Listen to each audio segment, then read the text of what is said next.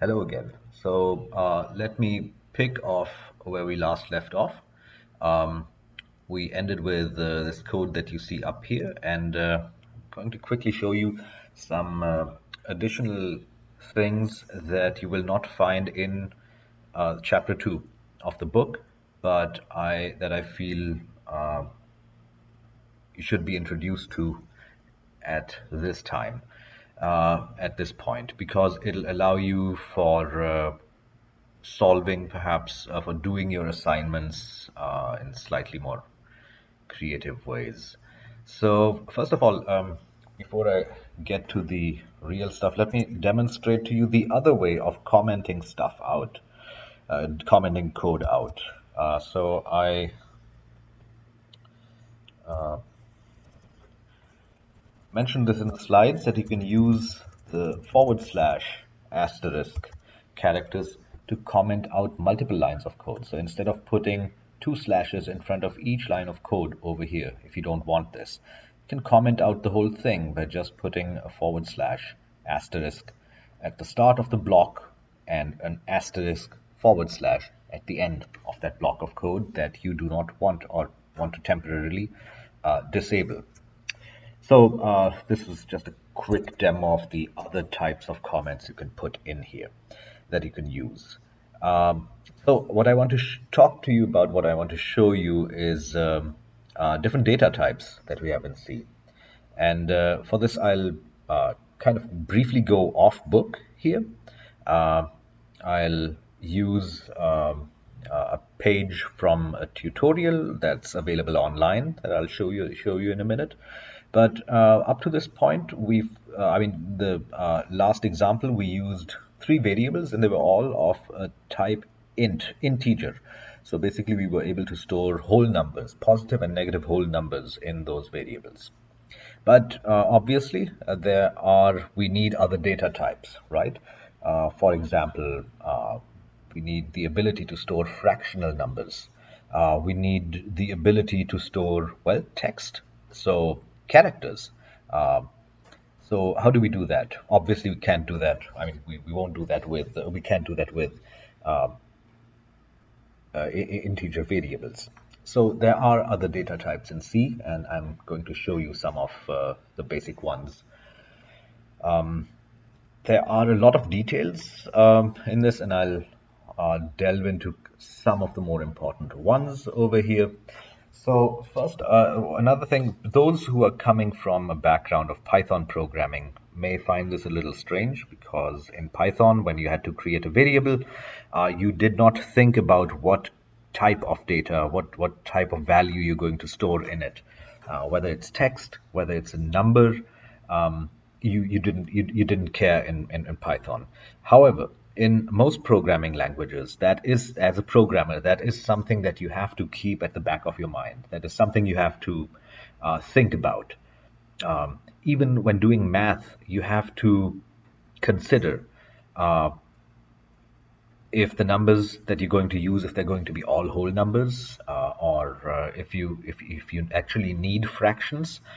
These are all considerations that programmers in most languages have to think about, have to know about. So with that, let me quickly show you.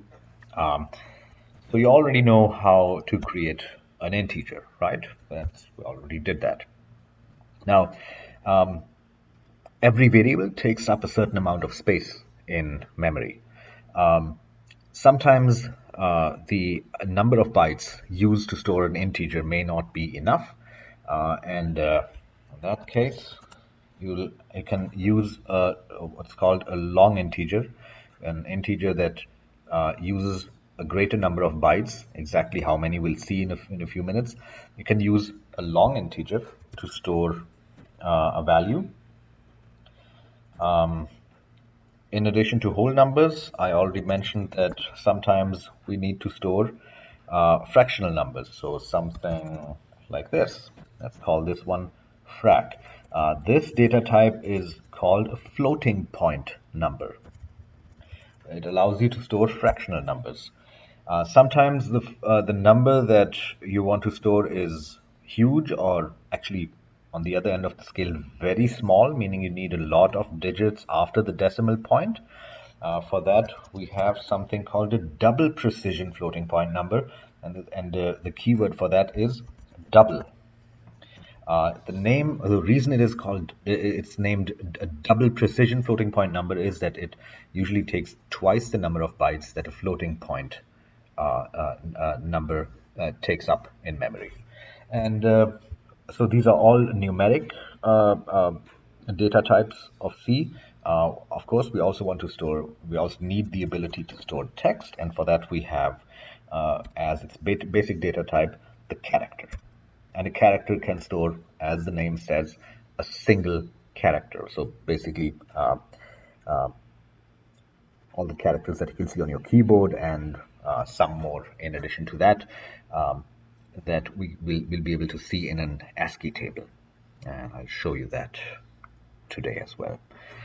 So we'll get back to characters a little later. Today is just a brief introduction.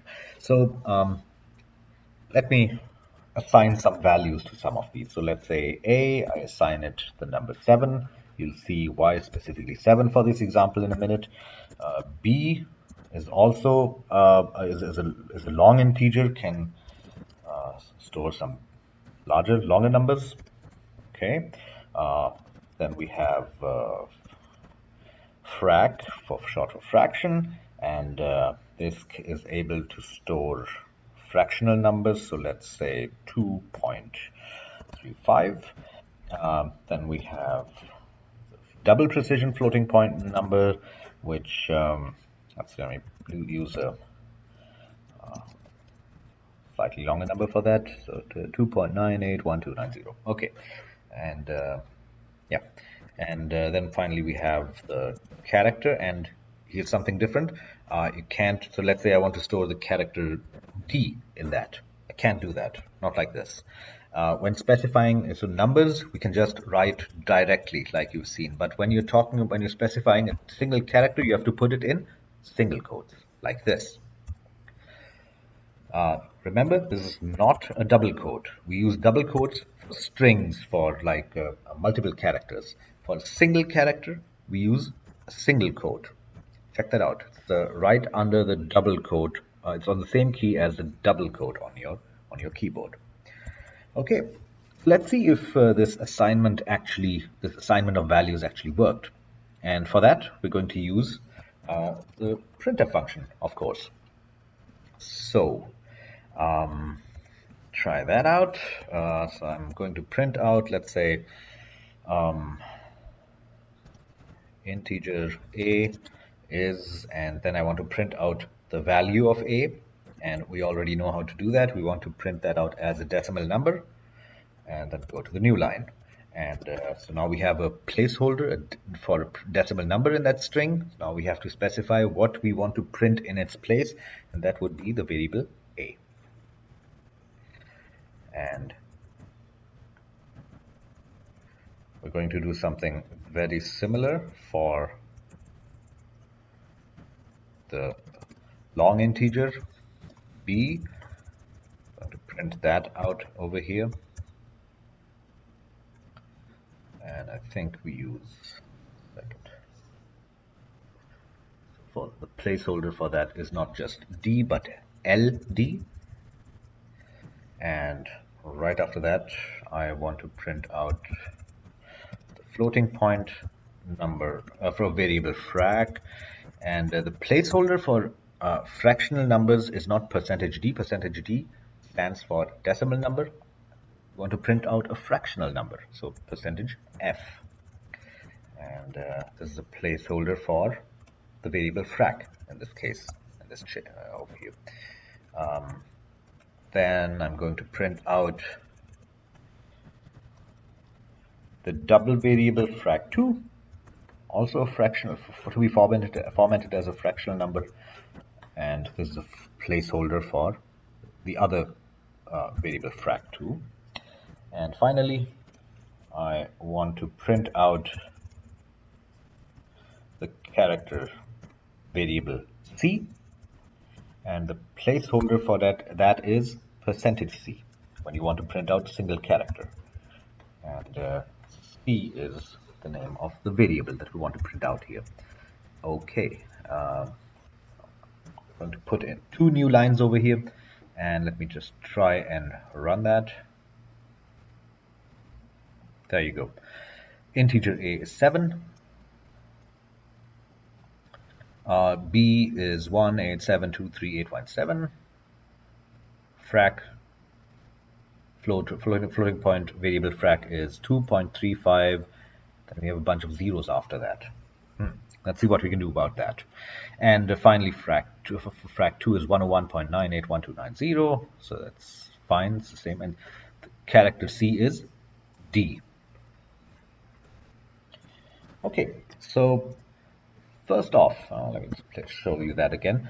You can see that over here with regards to the floating point numbers and the double precision floating point numbers. So by default on my system, this is displaying 6 digits after the decimal point. So there's a way you can control how many decimal points this is going to display after the decimal points. Let's say I know that I'm only interested in viewing the value of frac up to, let's say, 3 decimal points. So I can actually control that, and I can do that by inserting in the placeholder for floating point number between the percentage and the F, 0.3. The next time I run this, this will only show the first 3 decimal point values, the first 3 digits after the decimal point of the value in frac. Let me show you. There you go. Float frac is 2.350, 3 digits. So you can control how many digits after the decimal point are to be displayed. You can also control the number of leading zeros that you want to display. So over here for integer A, for example, okay, I want to show leading zeros. I want to, if there are zeros before the highest digit, I want to show those, like in a phone number. Like phone numbers start with 055, 054, 059. So if you want to show that, if you store the number in an integer, if you're going to print that integer out, it won't show that first 0. But if you want to control the number of digits that are shown, so let's say I want to display the value of integer A as with leading zeros up, and I want the number to appear as a 3-digit number. I can do that like this. So 0, 3. Now let's see what happens if I do that. And now you know why I chose the value 7 over here. So it says integer A is 007. Okay. All right. So let me show you a few things that can actually go wrong, that you can make go wrong. So for example, remember each of these variable types, data types, has a finite number of bytes that they take up in memory.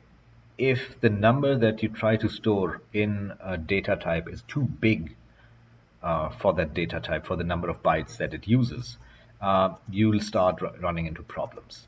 Okay, so show you. Let me now transition to that website, that tutorial I was talking about. So this is a tutorials point. It's a website, very nice. They have like all kinds of they teach all their tutorials for all kinds of languages. I really highly recommend it. So this is the page for data types in C, and this is what I wanted to show. This is one of the things I wanted to show you. Over here it shows how much space different data types take in memory. So for example, character. The character variable takes up 1 byte. There are also some other types that I'll show you. So for example, the integer that I have been using takes up 2 or 4 bytes depending on the system, depending on the architecture of your computer, what type of processor you have, what OS you have, etc. So integers take up anything from 2 to 4 bytes. We'll see how much we can actually check how much space each of these takes on our system, and I'll show you how. Sometimes you know that you want to store a whole number, and you also know that the value is never going to be a negative number. In that case, and over here in this last column, it shows you the range of values that you can store.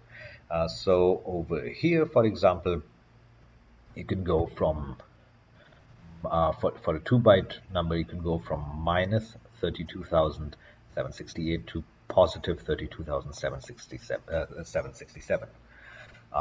If your system uses 4 bytes to store integers, you can store numbers from minus 2 million this much to positive 2 million. But if you know that the number that you're going to store is never going to be a negative number, you can actually declare your variable to be an unsigned integer. And what that does is it allows you to use all bits for storing only 0 and positive numbers. So for example here, if you declare an integer unsigned int, so you just write unsigned in front of int. When you're declaring the variable, the range of values you can store on the positive side almost doubles. It goes from 0 to 65,000 instead of minus 32,000 to plus 32,000.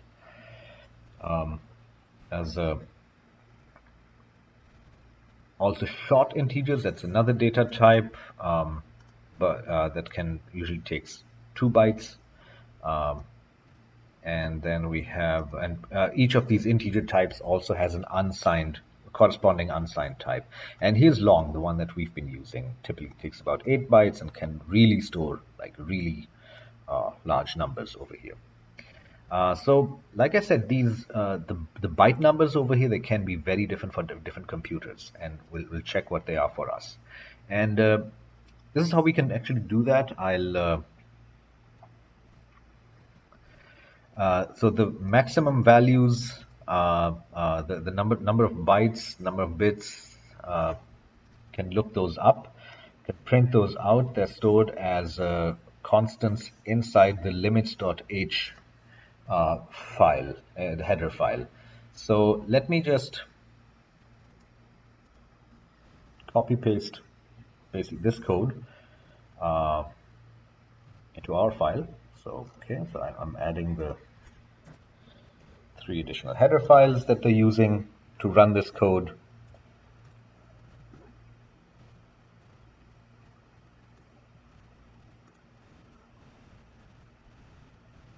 And let me just append that at the end. So what this code is doing is it's just a bunch of printf functions, and it's printing out the values of these things over here. These are, think of them as variables that exist in the limits.h file that we have now included in our compilation, which means that these variables which come with that header file, they're now available to us. We can access those.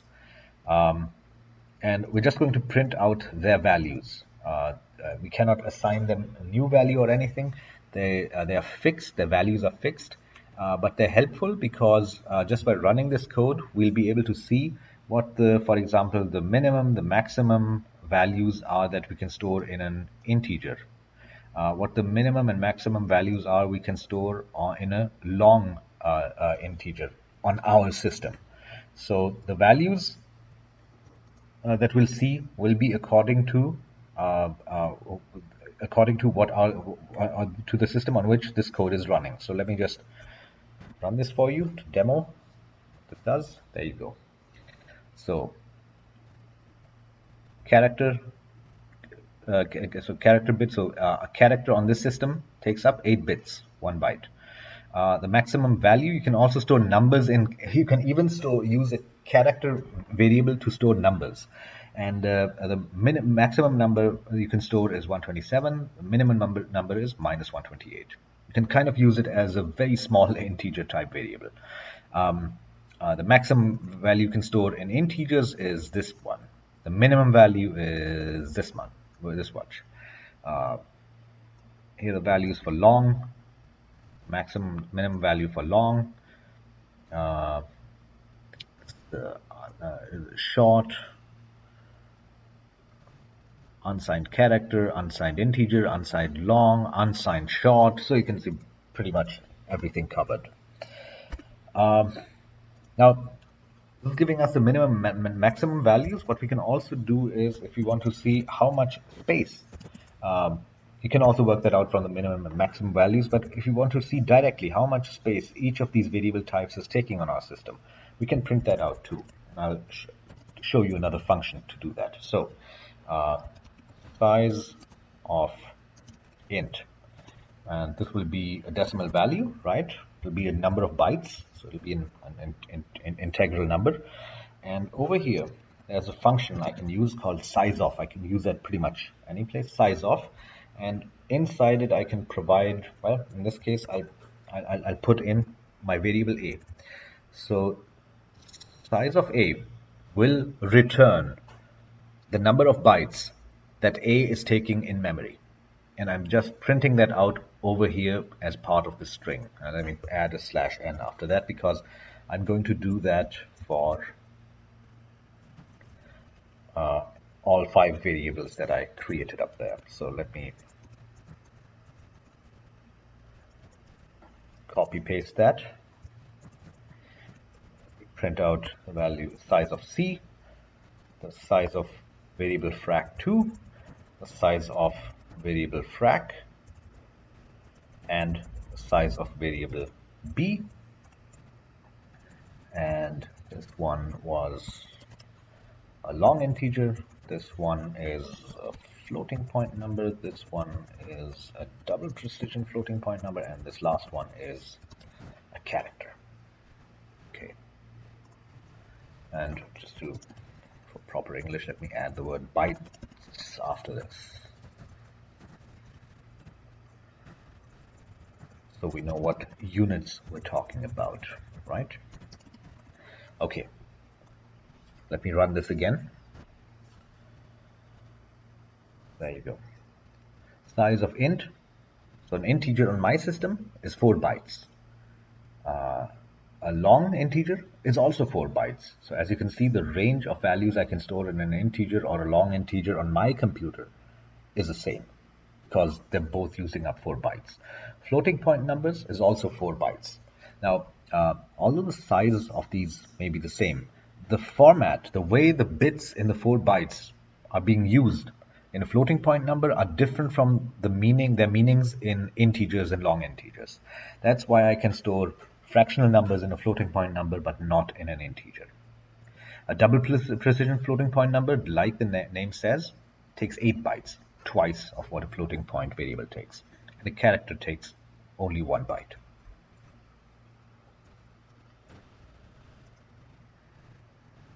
Okay.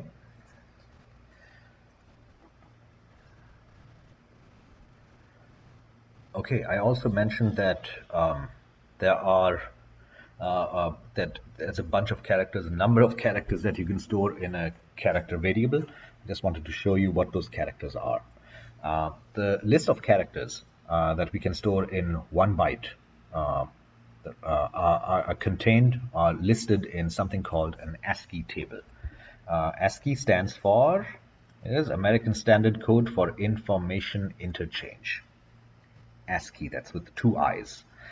And this first table that you see over here lists the different characters that you can store in 1 character variable. Now here, if you look at the back end, from the middle forward, you see some very familiar characters, the digits 0, 1, 2, 3, 4, 5, 6, 7, 8, 9. Now these are not being treated as numbers, they're being treated as characters, as text. All the punctuation characters that you know, so colon, semicolon, exclamation mark, quotation mark, hashtag, $sign, percentage sign, ampersand, single quote, braces, other stuff. letters, of course, A, B, C, D, E, F in capital letters, lowercase letters, slashes, braces, curly braces, the delete button, the delete key. But in addition to that, and the space character itself is a character, right? But in addition to that, there are also some other kind of more special characters that you usually don't use. For example, we had NL. NL stands for new line, right? /n. That's actually an ASCII character. And over here in this column called decimal is the corresponding numeric code, the number that is stored in the in a character variable that represents, that means the corresponding characters that you see in red over here. So for example, the number 75 in decimal format, the number 75 means capital K. The number 85 means capital U, because ultimately computers are only able to store bits which are easily translated to numbers, and those numbers, if the byte that we're looking at represents a character, those numbers mean or are interpreted as different characters. The same numbers that you see here in the first column, in the decimal format column, are also given in hexadecimal format over here. So the number that you see right next to 85 over here is 55. That's actually not 50, that's 55 in hexadecimal format. Okay, so and the next one, it's in octal format.